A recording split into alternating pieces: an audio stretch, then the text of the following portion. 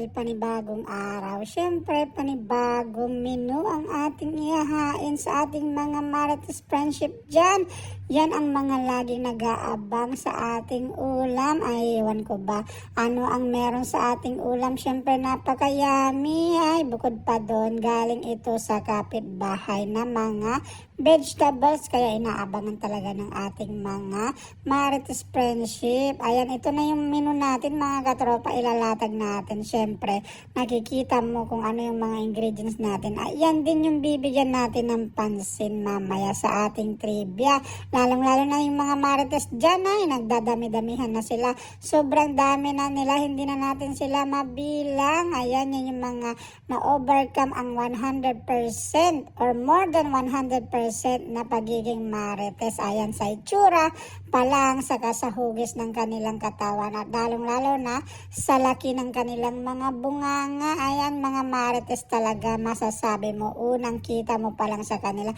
Ayan yung proseso ng pagluluto natin mga katropa, napaka-basic lang. Hindi na natin siya nilaga lang natin siya para makuha natin. Mailagay din natin yung dahon ng ating pinaka-main ingredients dahil masustansya naman yan. So, ito mga katropa, umpisan natin yung paghahanap ng tanong. Alay, may mga nagtaas-taas na ng kamay. Pero bago yan, ipapakilala natin yung ating mga bagong Marites na bagong pasok sa atin. Ayan, sige pumasok ka iha, dalawa kayo, kanina pa kayo dyan. Nagbubulungan, napalunok tuloy tayo. Ikaw, Jershan TV, saka Ellen PH Vlog, sige pumasok na kayo dito at umupo na kayo. Saan nyo gusto? Sa 69ers o sa 70 years old Marites? Ayan, yung mga mahilig sa 69, baka gusto nyong sumama dyan. O di kaya doon naman sa mga mahilig sa 88. Ayan, I eat you, you eat me. Ayan, sige, pumili ka sa... Ipapakilala ko pala ito si Ellen PH.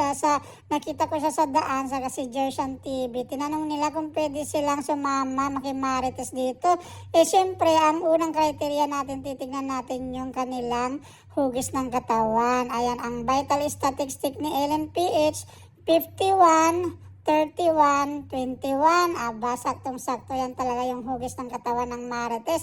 At ito naman si Jershan TV, ay medyo magkalapit sila. 51, 41, 51. Aba, saktong-sakto rin sa Marites na vital statistics. Sige, maupo na kayo, mamili na kayo yan, kayo na bahala. Ayan na, ayan, dami-dami ng mga nagtaas ng kamay, mga Marites na to. Pinapakilala pa natin yung mga ating bagong mga friendship nagtataas na ng kamay. Sige, mauna ka na magtanong dyan, Perky F. Ano ang tanong mo? Ako nga pala po si Perky F. Gusto ko lang po talagang magtanong kung ano po yung talong sa or eggplant. Ayan, kasi nakita ko yan yung main ingredients nyo. Ay naku iha, bakit ganyan ka magsalita? Mukhang binugbog ka ni Little Flop kagabi. Nabugbog Berna ka ni Little Flop. Ano bang ginawa mo? Anong kasalanan mo? Okay, ito yon. Some are striped and round, others white and short, looking like a chicken egg. Its most famous name in the Philippines, eggplant is known as talong, as is the #1 vegetable in terms of production area. Ayan na, medyo maganda yung ating explanation dyan. Sana na-satisfied ka, Perky F.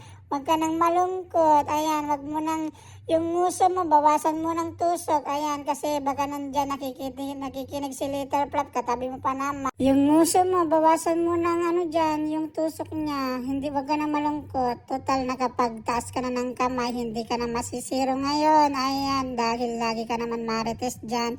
O sige, maupo ka na. Ayan, isang Marites nagtaas na naman ng kamay. Ito naman siya. Ay, naku, iha. Kilalang kilala kita. Sige, tumayo ka na.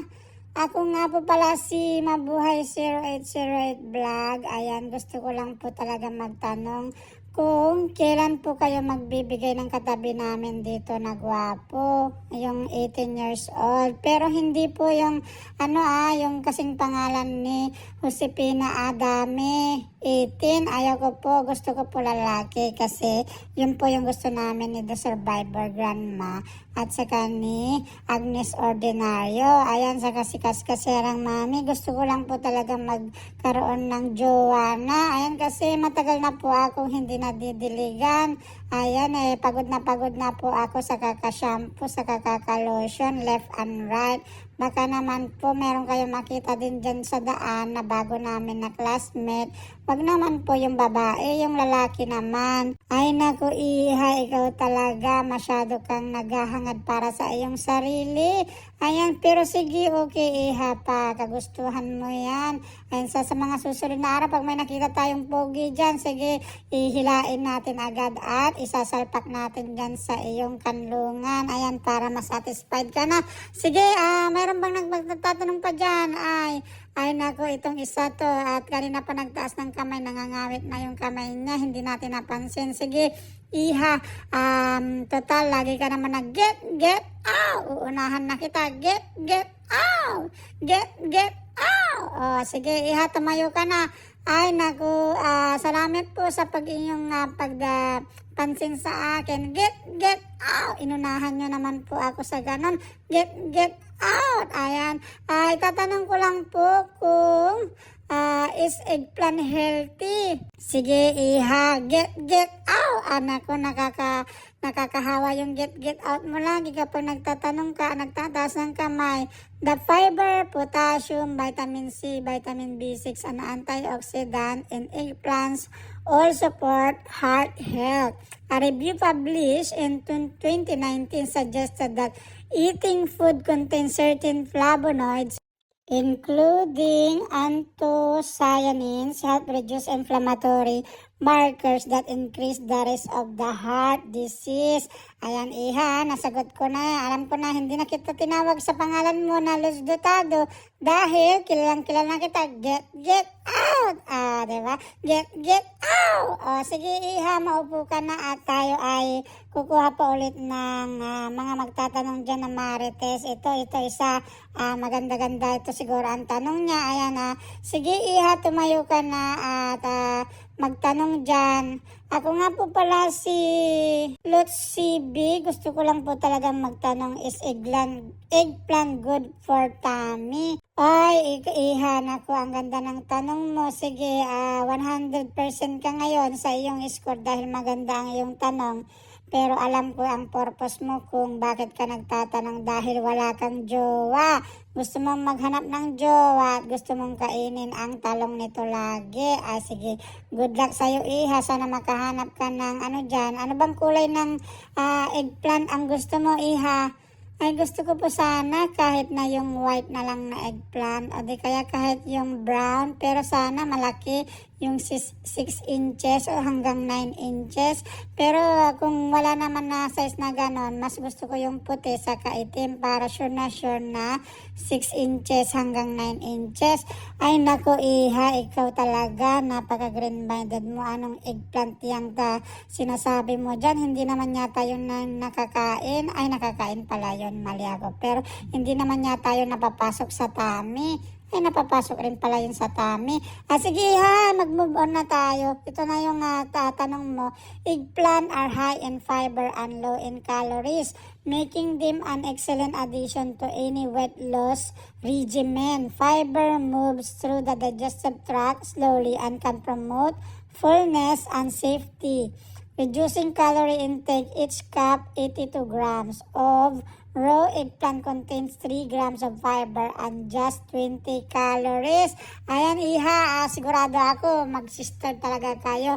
Lagi kayo dito, pasaway sa aking mga nagba-trivia. Ayan, kaya sige, maupo ka na dyan sa susunod. Kung magtatanong ka, wag yung para sa sarili mo Sige po. Ay nako, kayo talagang mga Marites dito na naka-overcome na ng 100% kung ano-ano yung mga tinatanong nyo. Pero napansin ko lang bakit pare-pareho tayo ng boses at saka pare-pareho tayo ng mga ideya. Ay nako, legit na legit talaga kayo na Marites. Pero sige, ayan, maghanap pa tayo ng isa pang magtatanong dahil hindi pa tayo nakakatapos. Wala pa tayong plating. Sige, magtaas ng kamay. Ayan, daming nagtataas ng kamay. 1, 7, 8, 9, 10, 99, 100. Ang dami-dami. Sige, kuha tayo ng isang napakabibo.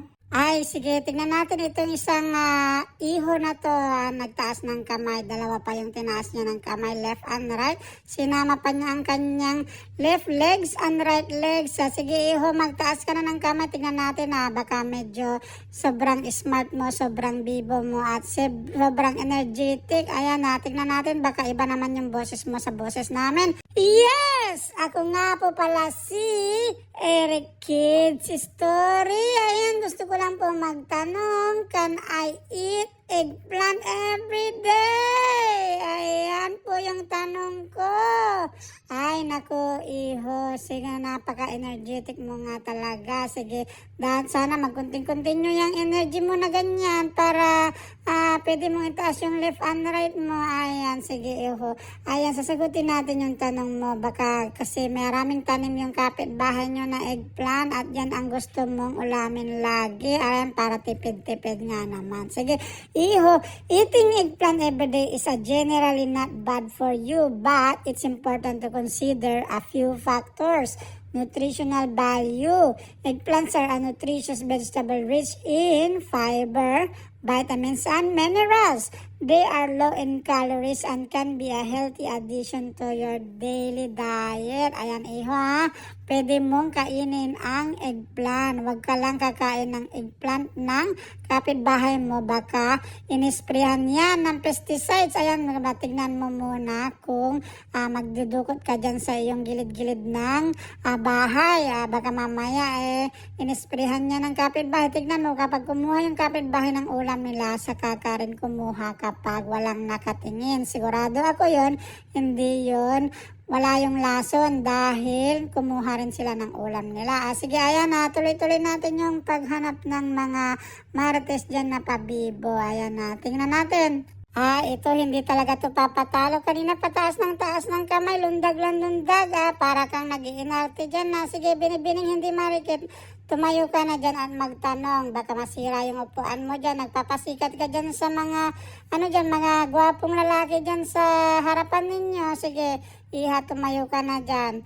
Ay, ako nga po pala si Binibining hindi marikit. Ito po yung tanong ko, what are the side effects of eggplant?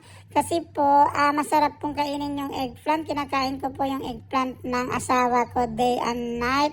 Mapa-dinner, mapa-lunch, saka mapa-breakfast. At sarap naman po siya. Pero, gusto ko lang po malaman kung ano po yung side effects niya kapag araw-araw po siyang kinakain or minuto. Ay naku, iha, patapos na tayo. Sige, sasagutin ko yun na mabilis. The veggie can cause allergies in rare scenarios and the symptoms include difficult in breathing, swelling, and hives. In some cases, eggplant can also cause anaphylaxis. Ayan iha, yan yun. Sana na-satisfied ka. Mabilis lang yung sagot natin dahil tapos na tayo. At syempre, maraming salamat sa inyong panonood. At don't forget to like, share, and subscribe. At pa-bonus na rin ang notification bell para lagi kayo na-updated sa ating mga uploads. Kaya maraming salamat. Bye-bye. Hanggang sa muli. Ciao, Mama Chup Chup. Good vibes everyone. Bye-bye. At maraming salamat sa pagdalo sa ating walang kwentang trivia at corny na jokes.